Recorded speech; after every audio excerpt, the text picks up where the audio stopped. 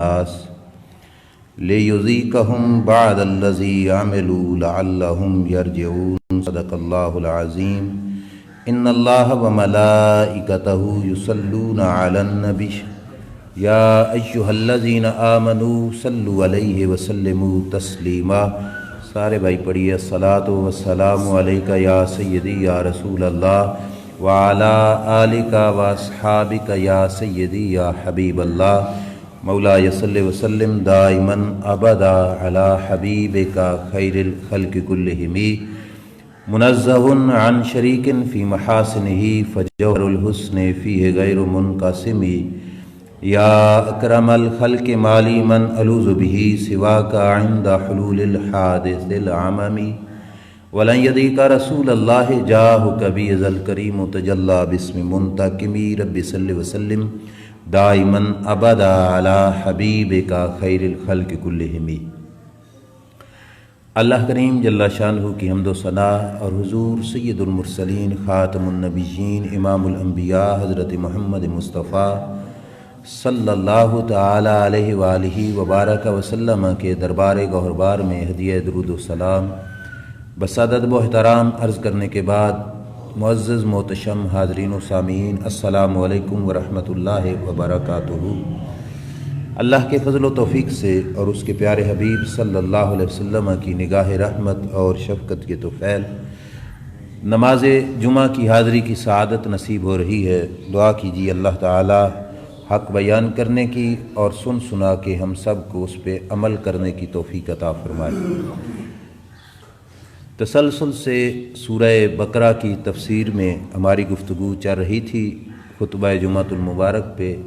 پچھلا جمعہ سرکار دو عالم صلی اللہ علیہ وسلم کے معراج شریف کے حوالے سے کچھ باتیں کیں، اور آج انتہائی اہم اور ضروری گفتگو موجودہ حالات اعتبار سے کہ جس وقت دنیا کے کونے کونے پر لوگوں کے ذہنوں میں ایک خوف و ہراس ہے، لفظ کرونا سن کر لوگ ڈرے ہوئے ہیں کہ ایک بیماری پھیلی ہے اور ایک وائرس ہے لوگوں کو لگ رہا ہے، اور اس کے تحت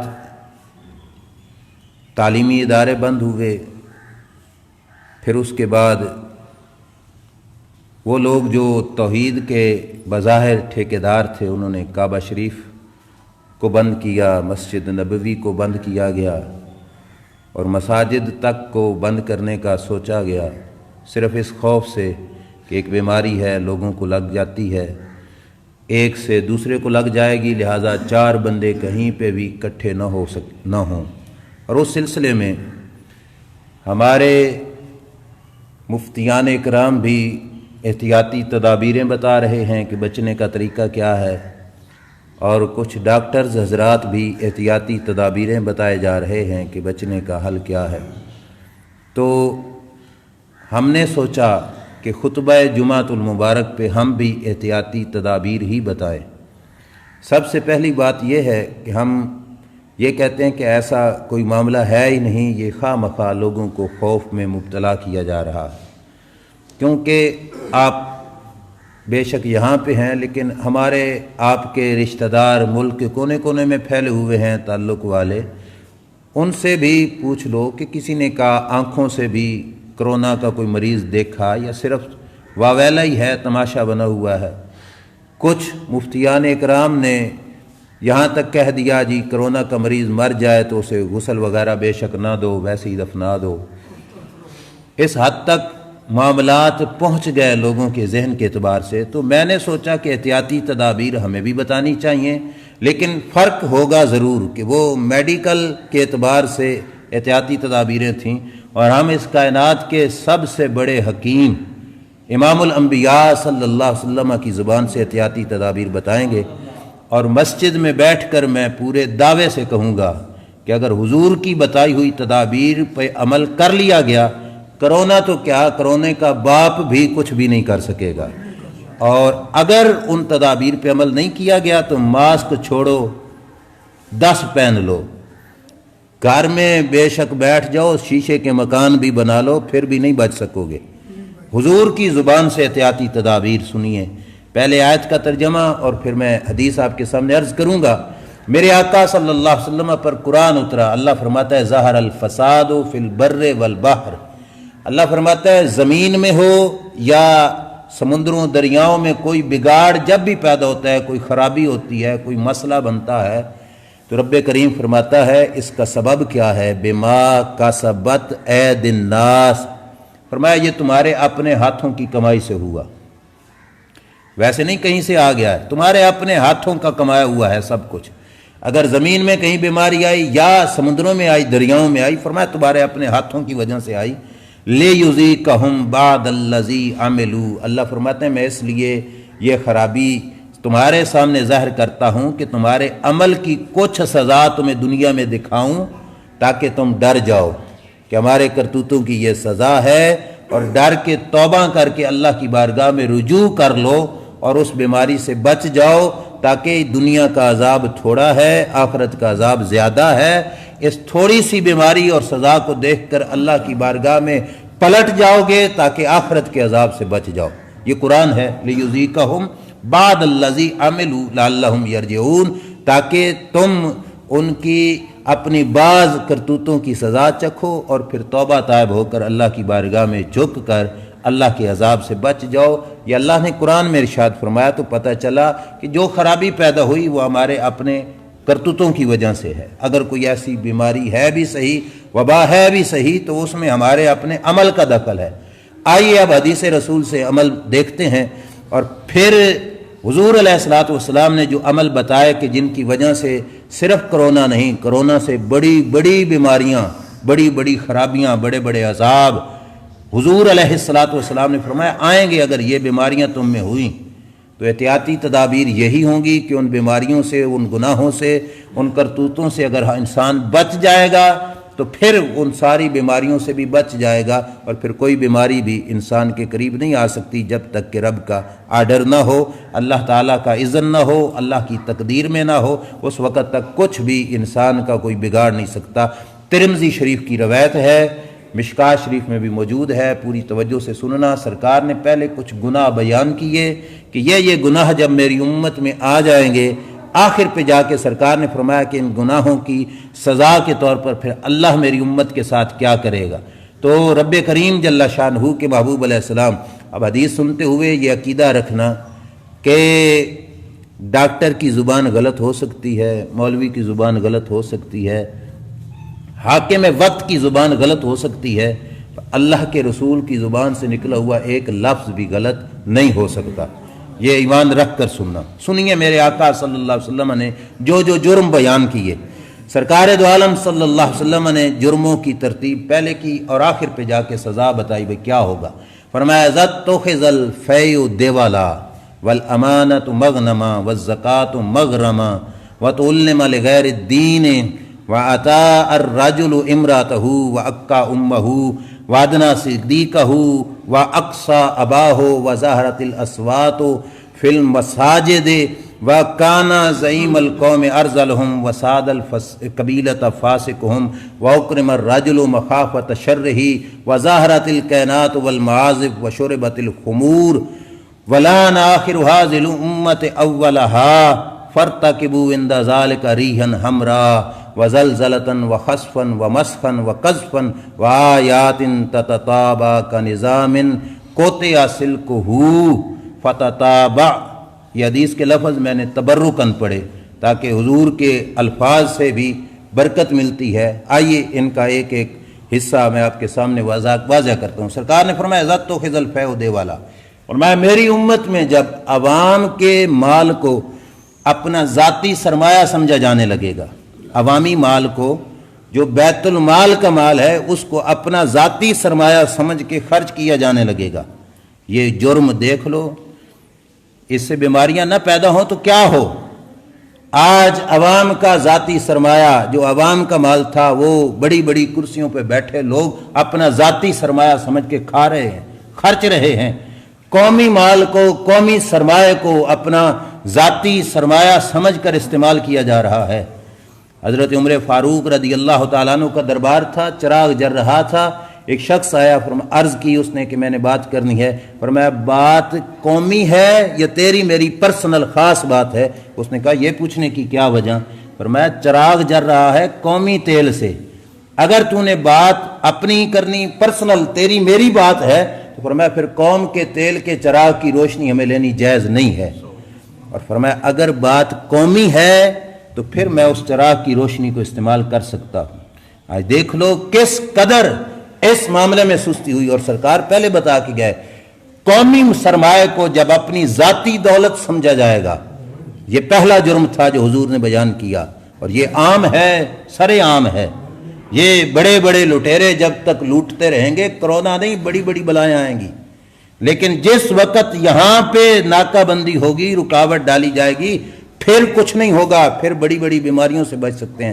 سرکار کا فرمان ہے پہلے نمبر پر کہ جس وقت قومی مال کو اپنا ذاتی مال سمجھا جائے گا، والامانت مغنما، اور امانت میں لوگ خیانتیں کرنی شروع کر دیں گے۔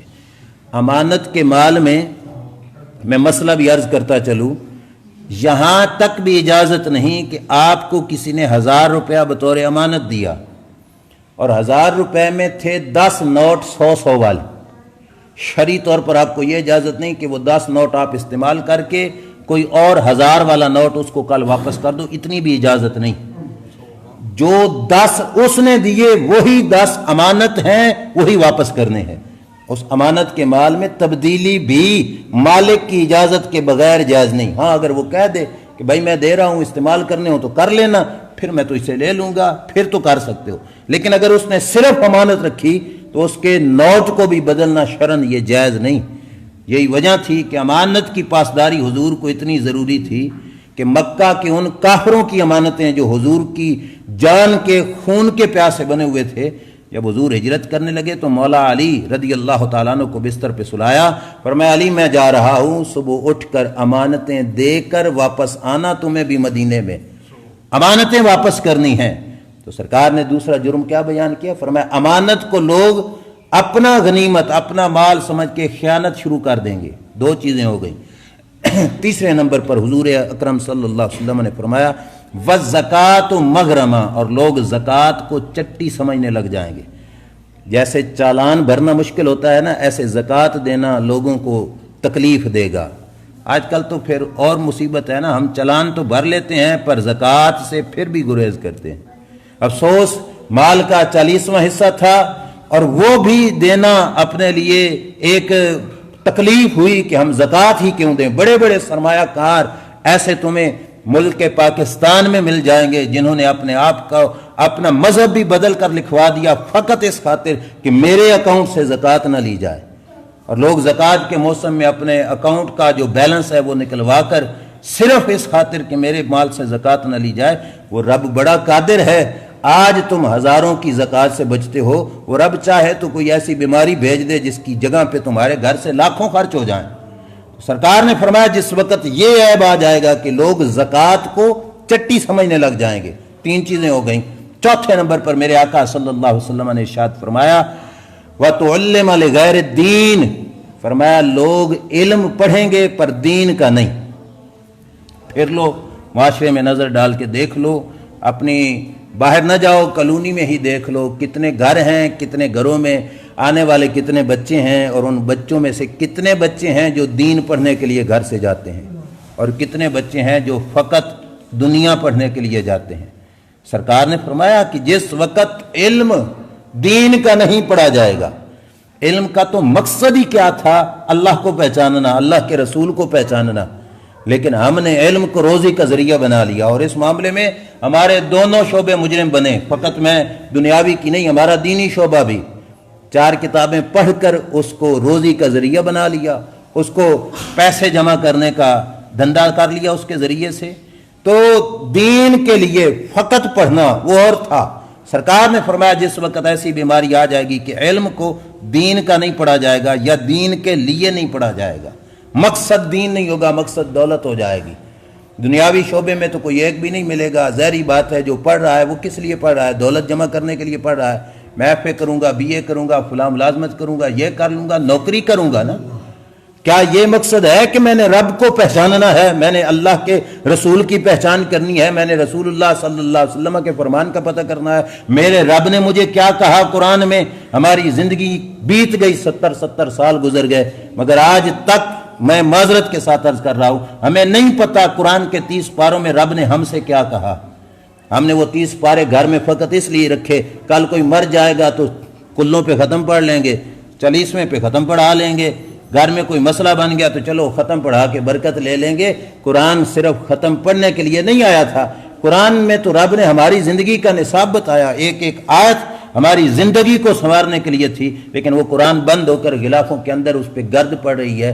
اٹھایا تو کب؟ جب گھر میں جھگڑا پڑا قسم اٹھانے کے لیے، اٹھا لی جی قسم اٹھا لی ہاتھ میں پکڑ کر، یا بیوی سے لڑ پڑا تو معاذ اللہ قرآن پکڑ کر طلاق دے دی، یہ مسئلہ۔ لیکن اللہ کے محبوب نے فرمایا چوتھے نمبر پر کہ علم عیب یہ بن جائے گا، گناہ یہ ہوگا میری امت میں جس وقت کہ علم ہوگا پر دین کا نہیں، دین کے لیے نہیں پڑھیں گے، دین مقصد سے ختم ہو جائے گا۔ آگے سنیے میرے آقا صلی اللہ علیہ وسلم نے 5ویں نمبر پر فرمایا وَأَتَى الرَّجُلُ امْرَأَتَهُ وَأَكَّى أُمَّهُ، یہ سرکار نے فرمایا لوگ اپنی بیوی کی فرمانبرداری کریں گے، ماں کی نافرمانی کریں گے۔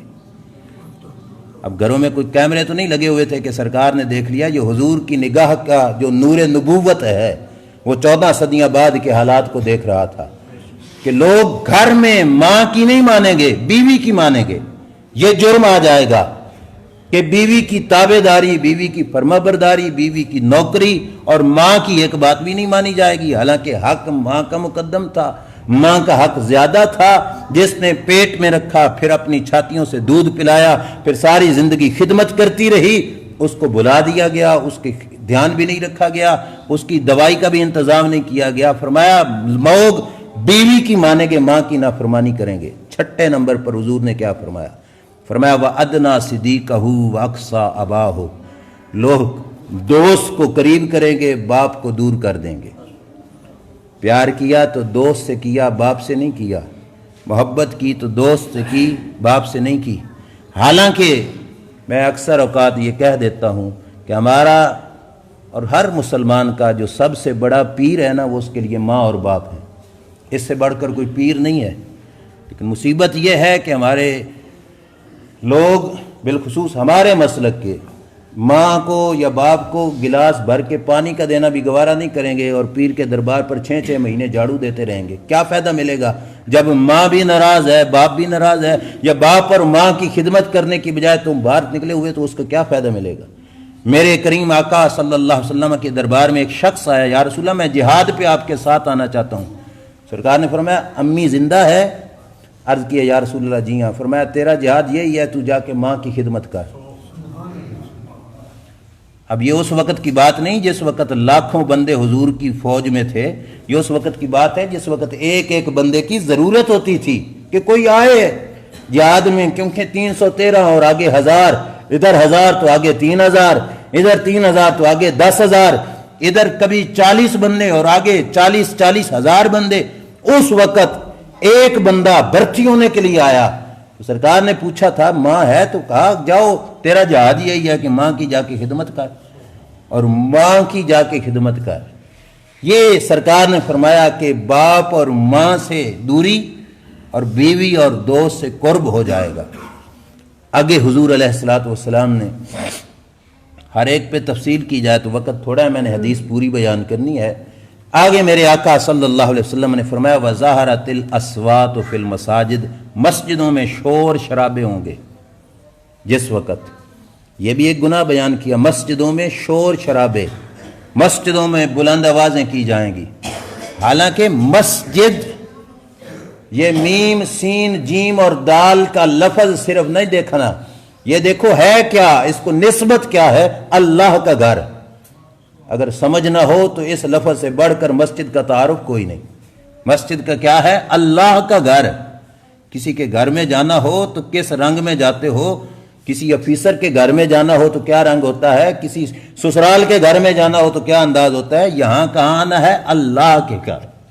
اب اس کا مقام اسی لفظ میں پوشیدہ ہے۔ امام حسن اذان ہوتی، مسجد میں جانے والے ہوتے نا تو چہرے کا رنگ مبارک اڑ جاتا پریشانی سے، کسی نے پوچھا حضرت یہ کیوں؟ فرمایا وہ اتنی بڑی بارگاہ میں جانے لگا ہوں، اتنی بڑی بارگاہ میں جانے لگا ہوں، ڈر لگ رہا ہے پتہ نہیں قبول بھی ہوتا ہوں کہ نہیں ہوتا۔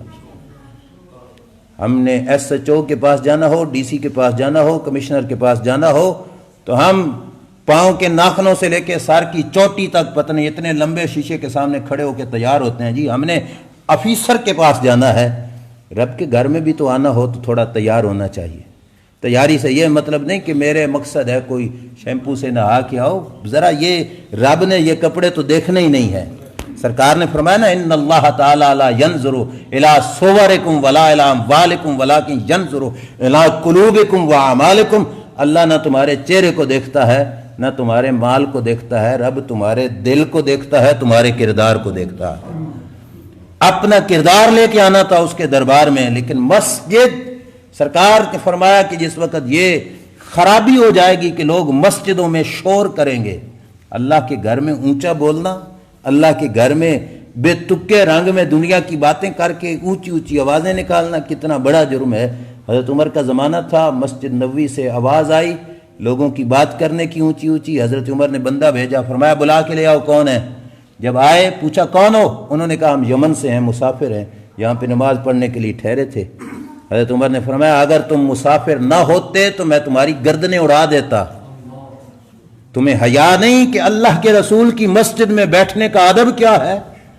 ادب گاہست زیر آسماز عرش نازک تر، یہ وہ دربار ہے جو عرش سے بھی نازک مقام ہے۔ اور میرے شیخ کامل حضور شیخ الاسلام والمسلمین خواجہ خواجگاں خواجہ محمد قمر الدین سیالوی رحمت اللہ تعالی علیہ کے چھوٹے بھائی تھے، انہوں نے شعر لکھا، کہا باب جبریل کے پہلو میں فخر دھیرے سے، یوں کہتے ہوئے جبریل کو پایا گیا، اپنی پلکوں سے درے یار پہ دستک دینا، اونچی آواز ہوئی تو عمر کا سرمایا گیا۔ تو یہ وہ مقام تھا جہاں پہ جبریل بھی ادب کے ساتھ آتا ہے، درے رسول، پھر یہ تو اللہ کا گھر، کتنا بڑا مقام تھا۔ فرمایا مسجدوں میں آوازیں بلند ہوں گی۔ آگے سنیے، میرے آقا صلی اللہ علیہ وسلم نے فرمایا وَسَادَ الْقَبِيلَةَ فَاسِقُهُمْ، قبیلے کا برادری کا سردار بدکار بندہ بن جائے گا، برے بندے کے ہاتھ باغ دوڑا جائے گی۔ ہمارا ہے معاشرے میں ایسا ہی ہے، ٹھیک ٹھاک سمجھدار شخص، دانش مند، اس کی عقل، فہم، فراست سب کچھ ہے، قرآن و سنت کو الف سے لے کے یا تک اس نے پڑھا ہے، جانتا ہے، سمجھتا ہے، لیکن اس کا بینک بیلنس نہیں، دولت نہیں، اس کے کپڑے اعلیٰ قسم کے نہیں، برادری میں کوئی مسئلہ بنے گا تو اس سے کوئی نہیں پوچھے گا، اس سے جا کے پوچھیں گے جس کا بینک بیلنس بڑا ہے، جو مالدار ہے، جو چودھری ہے۔ وہ پنجابی میں کہتے ہیں نا جنہاں دے گھر دانے انہاں دے کملے بھی سیانے، وہ سرکار نے فرمایا، یہ تو مقولہ آج کل ہماری زبانوں سے نکلا، سرکار نے بتایا کہ قوم کا سردار بدکار بندہ بن جائے گا، لیڈری قوم کی جو وڈیرا پن ہے برادریوں میں وہ ان کے پاس آ جائے گا۔ آگے سنیے، سرکار نے فرمایا وَكَانَ زَعِيمَ الْقَوْمِ أَرْذَلُهُمْ، زعیم القوم ارذلہم، فرمایا قوم کا لیڈر ان کا کمینہ بندہ بن جائے گا۔ میں نے نام کسی کا نہیں لینا، نہ ہمارا یہ انداز ہے پہلے بھی، لیکن حدیث تو بیان کرنا ہمارا حق ہے۔ فرمایا قوم کی لیڈرشپ ان لوگوں کے ہتھے چڑھ جائے گی جو کمینے ہوں گے، جو برے ہوں گے، وہ قوم کی لیڈری کریں گے، رہبری کریں گے، قوم کے سردار بن جائیں گے، کمینے بندے۔ حالانکہ اللہ کے دین میں لیڈرشپ کے لیے وہ بندہ منتخب ہونا تھا جس کا اندر بھی صاف ہو، جس کا باہر بھی پاک ہو۔ لیڈرشپ اس کے لیے نہیں ہونی چاہیے جس کے بینک بیلنس زیادہ ہو، جس کا مال زیادہ ہو، جس کی دولت زیادہ ہو۔ میں ایک حدیث عرض کرتا ہوں، آپ کو سمجھ لگ جائے گی۔ سرکار کے وصال سے کچھ دن پہلے کی بات ہے، حضور علیہ الصلوۃ والسلام نے ایک لشکر بھیجا باہر لڑنے کے لیے۔ اس لشکر میں بڑے بڑے صحابہ، جو بڑے بڑے جرنیل صحابہ بحیثیت سپاہی اور فوجی کے تھے، اور سرکار نے اس لشکر کی لیڈرشپ پتہ کس کو دی؟ ایک صحابی ہیں جن کا نام ہے اسامہ بن زید رضی اللہ تعالی عنہ۔ اس ہستی کی عمر مبارک اس وقت فقط 16 سال تھی، لیڈرشپ اس کو مل گئی۔ لیڈری کے لیے یہ نہیں ضروری ہوتا کہ جس کا زندگی عمر بڑی ہو، جس کا قد کاٹ بڑا ہو، جس کے سونے کپڑے ہوں، جس کا بینک بیلنس زیادہ ہو، لیڈری سرکار نے اسامہ بن زید کو دی۔ اب توجہ سے سننا، صحابہ میں باتیں ہونی شروع ہو گئیں کہ آگے جس سے جا کے لڑنا ہے وہ سپر پاور ہے، اس کے ساتھ لڑائی کرنے کے لیے ہمارے پاس کوئی بندہ پاورفل ہونا چاہیے۔ 16 سال کا بچہ، اور سپاہیوں میں ابو بکر بھی ہیں، سپاہیوں میں عمر فاروق بھی ہیں، سپاہیوں میں علی المرتضیٰ بھی ہیں، سپاہیوں میں عثمان غنی بھی ہیں، سپاہیوں میں خالد بن ولید بھی ہے۔ صحابہ نے سوچا کوئی اور بندہ ہو جو لیڈرشپ، ہماری لیڈری کرے، کمانڈ لشکر کی۔ یہ 16 سال کا بچہ کیا کرے گا؟ حدیث پاک میں عرض کر رہا ہوں، میرے نبی علیہ الصلوۃ والسلام نے بیماری کے عالم میں سرکار چل نہیں سکتے تھے، 2 بندوں کے اوپر ہاتھ رکھا، سہارے سے چلے، سر پر ایک کپڑا ڈالا، مسجد کے ممبر پہ آ کے بیٹھے، فرمایا صحابہ جس کو میں نے لیڈری سونپ دی ہے اس کی لیڈرشپ میں سپاہی بن کر تمہیں کام کرنا پڑے گا، تب رب راضی ہوگا، اور اگر میری لیڈری بنائی ہوئی لیڈر کے اعتراض کرو گے تو اللہ راضی نہیں ہوگا۔ فرمایا صحابہ تمہیں جانا پڑے گا اسامہ بن زید کے ماتحت سپاہی بن کر۔ سب نے سر جھکا دیا، کہا ٹھیک ہے ہم جاتے ہیں۔ پھر جس وقت جانے لگے تو منظر بڑا پیارا تھا، سارے ملنے کے لیے آئے نا صحابہ سے، وہ لشکر روانہ ہونے لگا، حضور لیٹے ہوئے ہیں، سب نے سلام کیا، السلام علیکم یا رسول اللہ، حضور سلام کا جواب دیتے ہیں، ملاقات کر کے واپس۔ حضور بیمار تھے، جب آخر پہ آیا نا لشکر کا لیڈر اسامہ بن زید، عمر شریف 16 سال کی، السلام علیکم یا رسول اللہ کہا تو حضور نے یہ ہاتھ اوپر کر لیے، لیٹے ہوئے یوں ہاتھ اوپر کیے، حضرت اسامہ بن زید یوں آگے بڑھے، میرے نبی علیہ السلام نے یہاں پہ ہاتھ رکھ لیے، سر پہ یوں اس جگہ ہاتھ رکھے، ہاتھ رکھ کے اسامہ بن زید کا سر نیچے کیا، حضور نے اسامہ بن زید کے چہرے پہ بوسہ دی۔ یہ ہے لیڈرشپ۔ اور پھر میں اس پہ بات کرنے لگوں، وقت بہت تھوڑا ہے، میں نے حدیث بھی پوری کرنی ہے کہ اسامہ بن زید کو لیڈرشپ کیوں ملی تھی۔ یہ گھرانہ وہ تھا جس نے حضور سے وفا کی ہوئی تھی، بڑے بڑے وفادار تھے، لیکن حضور دکھانا یہ چاہتے تھے کہ لیڈرشپ کے لیے مالداری ضروری نہیں۔ سرکار نے کیا فرمایا تھا؟ فرمایا قوم کا لیڈر بدکار برا بندہ بن جائے گا، کمینہ۔ آگے سنو، فرمایا وَأُكْرِمَ الرَّجُلُ مَخَافَةَ شَرِّهِ، بندے کی عزت اس کے شر سے بچنے کے لیے کی جائے گی۔ عزت تو دل سے کی جاتی ہے، لیکن عزت کس لیے؟ یہ کل مجھے نقصان دے گا، لہٰذا آج اسے سلوٹ مار دو، آج اسے سر جی کہہ دو، آج اسے حضرت صاحب کہہ دو، تاکہ یہ نہ ہو کہ کل یہ مجھے کوئی نقصان پہنچائے۔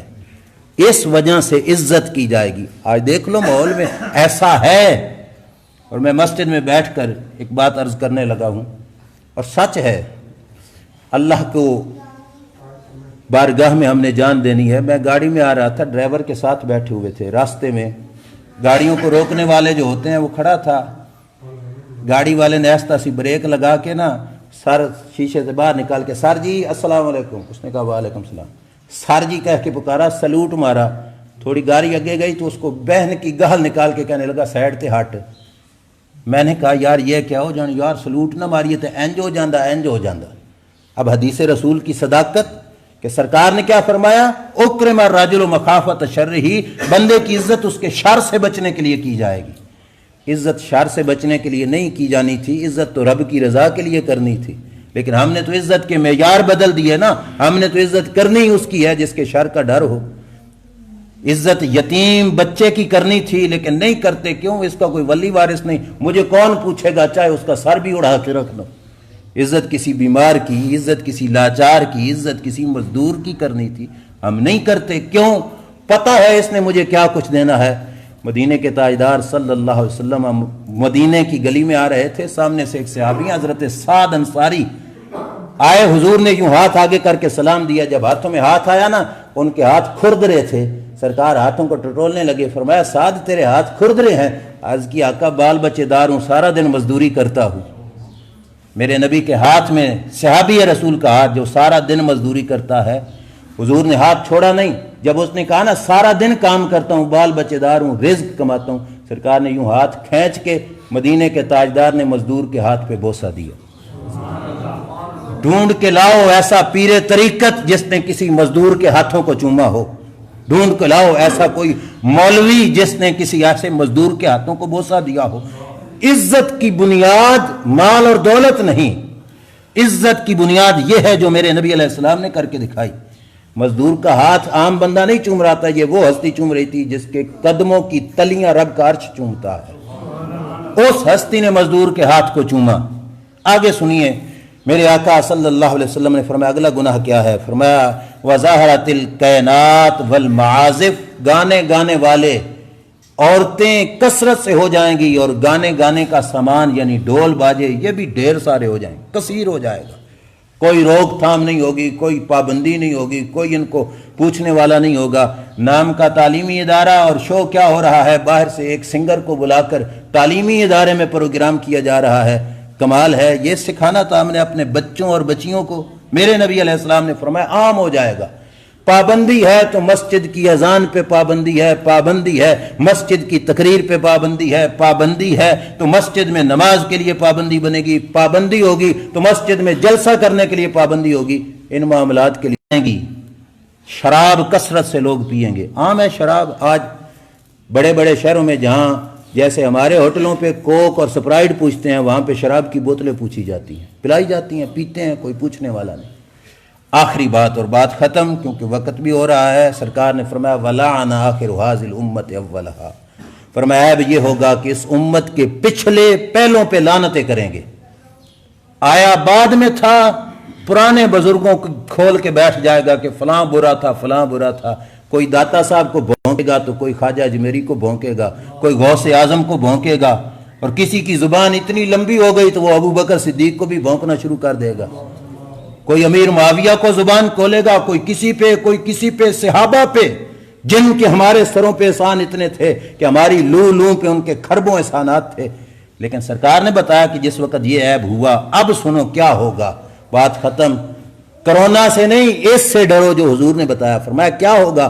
فرمایا فَارْتَقِبُوا عِنْدَ ذَلِكَ رِيحًا حَمْرَاءَ وَزَلْزَلَةً وَخَسْفًا وَمَسْخًا وَقَذْفًا وَآيَاتٍ تَتَتَابَهُ، فرمایا اس وقت انتظار کرنا سرخ آندھی، زلزلہ، زمین میں دھنس جانا، شکلوں کا بگڑ جانا، اور فرمایا آسمان سے پتھروں کی بارش ہونا۔ فرمایا ان چیزوں کا انتظار کرنا جس وقت یہ کرتوت تمہارے اندر پائے گئے۔ احتیاطی تدابیر میں بھی بتا رہا ہوں، احتیاطی تدابیر یہ ہیں کہ یہ جو حدیث سے میں نے جرم بتائے، اللہ تعالیٰ آپ کو آپ کے صدقے سے مجھ ناچیز کو بھی ان سے بچائے۔ یہ ہے احتیاطی تدابیریں، اور یہ احتیاطی تدابیر اگر نہ ہوئی تو سرکار نے کیا فرمایا؟ فرمایا صرف زلزلہ نہیں، چہرہ نہیں بگڑے گا، زمین میں